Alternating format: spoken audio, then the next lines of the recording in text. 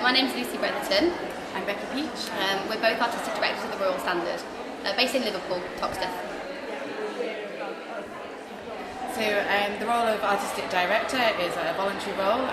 It's a 2-year rolling basis. So once you've completed your 2 years, you kind of hand that over to a new artistic director. And our responsibility is to help manage the studios and programming simultaneously. Yeah, as well as applying for funding and then making opportunities across the country with other artist-led spaces too.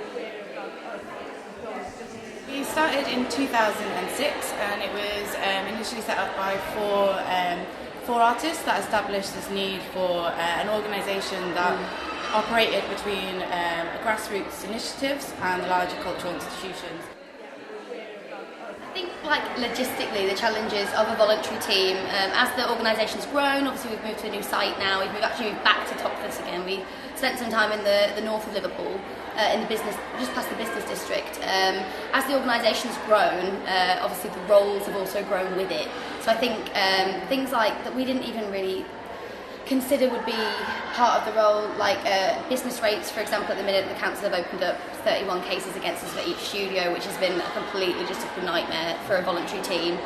And yeah, just making sure that the handover process goes. Obviously we've explained that it's a 2-year rolling directorship, so that things like partnerships or like meaningful relationships with the community don't break down once one person who is initially leading on that project finishes. Just making sure that it continues, and that we're obviously always expected to make more opportunities for artists, but obviously with doing that it's hard to continue doing that without letting other things slip. Yeah, I think that there's such a small community of artist-run spaces in Liverpool, and with us being going for 12 years now, I think there's a big expectation for us to be this kind of role model within Liverpool, but we still want to be a site for that enables emerging artists to develop, but also the team of artistic directors to develop, and also remain experimental in the things that we do. Yeah, and playful. We've just submitted an Arts Council bid, so for our next kind of programming for up until June. So coming up we have Light Blue exhibition that's been curated thematically by Lucy, that's showcasing sensory works, also looking at the gallery as a site to bring communities together. Then we've also got a show that I'm leading on called Let the Hands Do the Talking, that's going to be exploring artworks that are tactile and look at kind of potential of learning through tactile interaction. And I think that kind of stems from my own practice. I'm interested in that artworks aren't always accessible to everybody because there isn't that ability to touch, so the exhibition is going to really focus on that sense particularly. That's the same for Light Blue as well. Everything in this programme, basically, me and Becky have both co-written this bid predominantly, and the idea being that we are so passionate about participation and making sure that we're actually working with the community. And I suppose after the dust settles after our move, it's the first time that we've actually been able to properly reach out to those that live around us and make sure that we're used as the resource that we should be. So instead of having such a heavy kind of exhibition programme, we're also got a couple of projects with our local community. So we're connecting with 2 schools in L8, and that's been led by Sophia Mono, who's another director.